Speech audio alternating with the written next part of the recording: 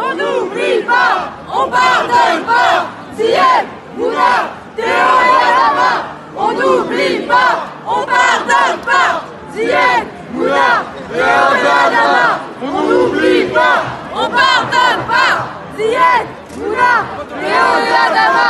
Et tout le monde déteste la police. Et tout le monde déteste la police. On n'oublie pas, on pardonne pas. Zied, Mouna, Théo et Adama. On n'oublie pas, on pardonne pas. Zied, Mouna, Théo et Adama. On n'oublie pas.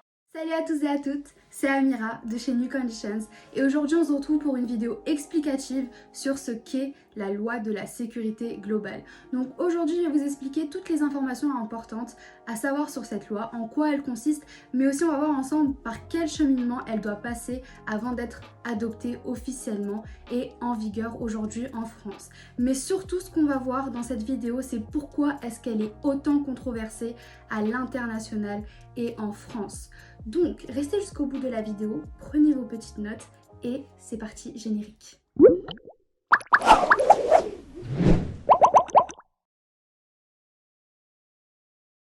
Tout d'abord, que nous dit le site Vie Publique, qui est un site réalisé par la Direction de l'information légale et administrative et qui est directement rattaché au service du Premier ministre. Le texte prévoit une expérimentation dans le domaine de la police municipale qui devrait durer 3 ans à partir du 30 juin 2021. Qu'est-ce que tout cela signifie ?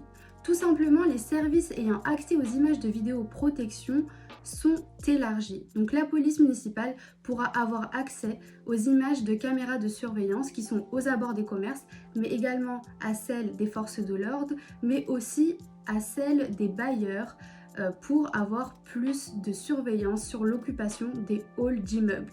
Également, les règles encadrant l'usage des caméras piétons par les policiers et les gendarmes sont revues et doivent être généralisées en juillet 2021. D'après le site, ces images pourront être utilisées pour l'information du public sur certaines interventions.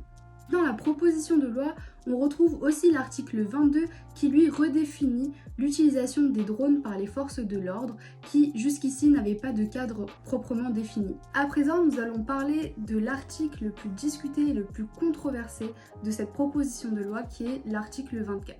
Donc l'article 24 modifie la loi du 29 juillet 1881 sur les libertés de la presse. Un individu qui en vient à diffuser le visage ou tout élément d'identification d'un membre des forces de l'ordre risque jusqu'à 1 an de prison et jusqu'à 45 000 € d'amende. Les communiqués précisent que l'intention de nuire doit être manifeste et que ce texte ne vient pas porter préjudice au droit d'informer. Pour les auteurs de la proposition de loi, ici il s'agit de protéger les forces de l'ordre des réseaux sociaux. Le texte prévoit aussi de sanctionner pénalement l'achat, la détention ou encore la vente de mortiers d'artifice à d'autres que des professionnels. À mon avis, cela peut être expliqué par le fait que dans certaines émeutes, face aux tirs d'LBD et aux gaz lacrymogènes, souvent ce qui est utilisé contre les forces de l'ordre, ce sont justement les mortiers d'artifice. Maintenant que je vous ai expliqué à peu près comment est-ce que le gouvernement présente cette proposition de loi, on va voir comment est-ce que chronologiquement cette proposition de loi a été faite et où est-ce qu'on en est aujourd'hui. Pour ça, on va s'appuyer sur le modèle de la procédure législative. Avant ça, il faut que je vous explique ce que c'est, puisque d'après notre story, notre petit sondage, la majorité a répondu négativement sur le fait que vous connaissiez ou non ce qu'est une procédure législative.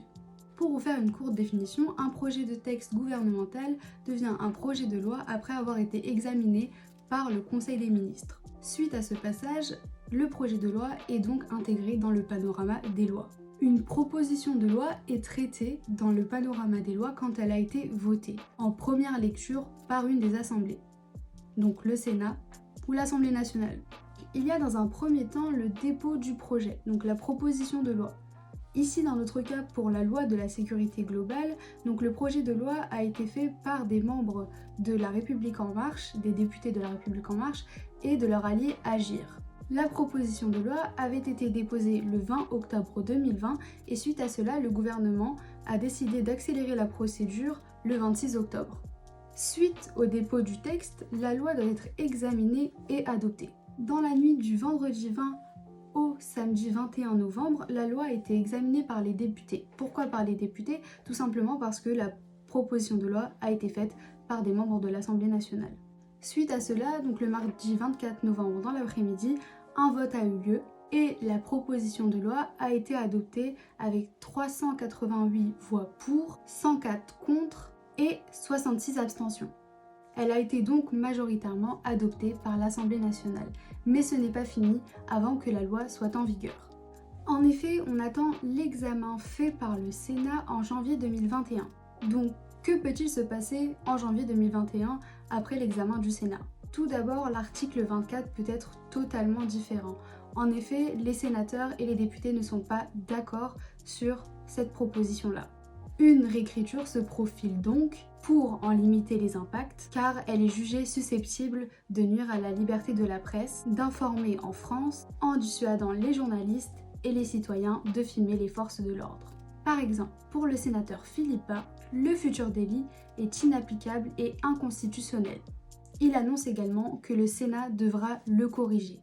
Dans la mesure où le gouvernement a accéléré la procédure, il n'y aura qu'une seule lecture par Parlement. Si le Sénat vote un texte différent de celui de l'Assemblée nationale, une commission mixte paritaire, c'est-à-dire 7 sénateurs et 7 députés, devra tenter de gommer les disparités pour qu'il n'y ait plus qu'un seul texte législatif.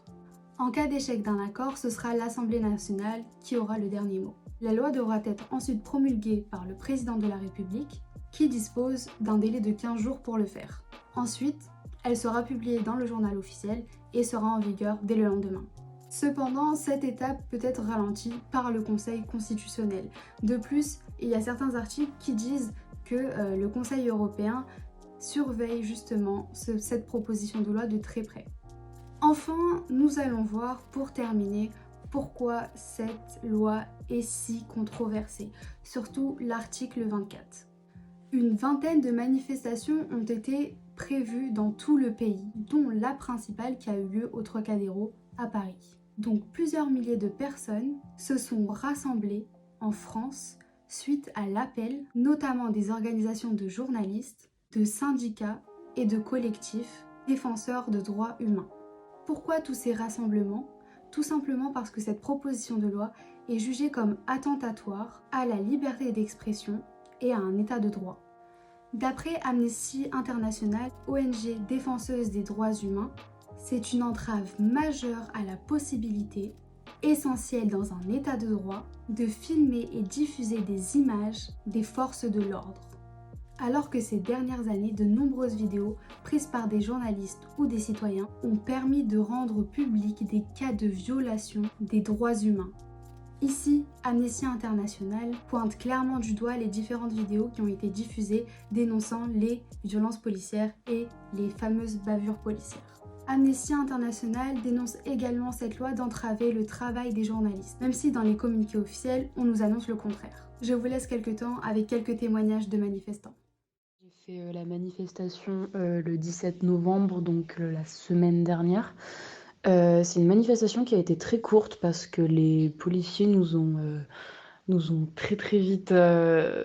disons que c'était vraiment une mauvaise manifestation parce que les policiers nous ont bloqués dans une rue. Ils nous ont bloqués des deux côtés et ils ont commencé à nous gazer, bien sûr en lançant les bombes lacrymogènes dans le visage, bien sûr. Et clairement, je pense que l'heure, elle est très grave, en fait. Je pense que c'est très, très grave parce que je trouve que c'est insensé, que c'est vraiment inhumain. Là, ce projet de loi, il va plutôt entraîner encore plus les violences policières que les arrêter. Je trouve que c'est très, très illogique. Et vraiment, si on proteste, si on est dans la rue, c'est pour justement... protester contre ça parce que tout le monde le sait, enfin malheureusement non, pas tout le monde le sait, mais la police, l'institution policière est dangereuse, elle est raciste, elle est homophobe, elle est sexiste, elle est violente, elle est haineuse, elle se croit au-dessus de tout. Et clairement, faire passer ce projet de loi, ça fait peur en fait. Ça va leur permettre beaucoup de choses. Ils vont être, je pense, du coup, encore être plus violent, être encore plus... clairement, je pense que c'est très dangereux et qu'on rentre de plus en plus dans une société beaucoup plus dangereuse. Je suis arrivée à 14h30, c'était pas encore plein. J'ai rejoint des potes, etc.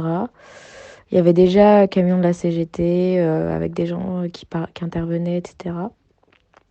Après, il y a commencé à avoir beaucoup plus de monde. Au bout d'un moment, c'était vraiment, vraiment rempli. Il y avait très peu d'espace de libre. C'était calme. Il y a, là où, enfin, de ce qu'on voyait et là où on était, il n'y avait aucun débordement. C'était vraiment hyper calme.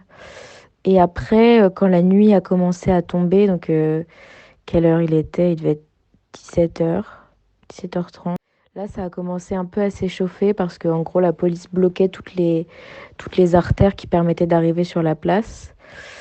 Il y avait des manifestants qui s'approchaient de la police pour les insulter. Il y a eu des lancements de bouteilles, etc. Je ne sais pas du tout si s'était passé quelque chose avant qui les a fait, qui a créé cet attroupement. Parce qu'avant, du coup, de ce que j'ai vu, il n'y avait pas du tout d'altercation. Il y a eu des casseurs aussi qui ont commencé à taper contre les cafés, etc. Mais tous les manifestants les huaient, voilà. Donc ça montrait bien que c'était pas du tout une mouvance qui partait des manifestants. Ce qui a commencé à nous faire un peu flipper, c'est que quand ils ont commencé à nasser, ils se sont tous vraiment rapprochés, ils nous ont forcés à aller sur le milieu de la place. Ça doit être une espèce de rond-point, en gros c'était de l'herbe, une partie de terre. On a dû monter dessus et ils nous ont tous attroupés vers le musée, la place du Troca, quoi. C'était assez flippant à ce moment-là, je dois dire. Parce qu'ils sont eux-mêmes montés sur le talus, etc. Genre, rien les arrêtait. Après, il y avait vraiment de l'aide entre les manifestants parce que du coup, il fallait à moitié escalader des trucs. Et tout le monde se soutenait, tout le monde se disait genre, on reste calme, il n'y a aucun problème, tout va bien se passer. Voilà, c'était Amira de New Conditions. J'espère vous avoir aidé et vous avoir informé sur la loi de la sécurité globale et que vous avez compris un peu mieux de quoi il s'agissait. Dites-nous en commentaire ce que vous en pensez. Est-ce que vous trouvez que cette loi est liberticide? Est-ce que vous pensez qu'on est à l'aube d'un état policier si ce n'est déjà le cas? Et surtout, dites-nous en commentaire si vous avez d'autres informations complémentaires pour compléter cette vidéo tout simplement et continuer à informer les gens. N'hésitez pas à partager. Et surtout, aujourd'hui, ce qu'on peut se demander, c'est est-ce qu'on ne serait pas justement dans un état de surveillance et justement dans un risque d'entrer dans un régime totalement autoritaire, comme plusieurs opposants l'ont souligné. Et je vous dis à bientôt pour une nouvelle vidéo. Peace.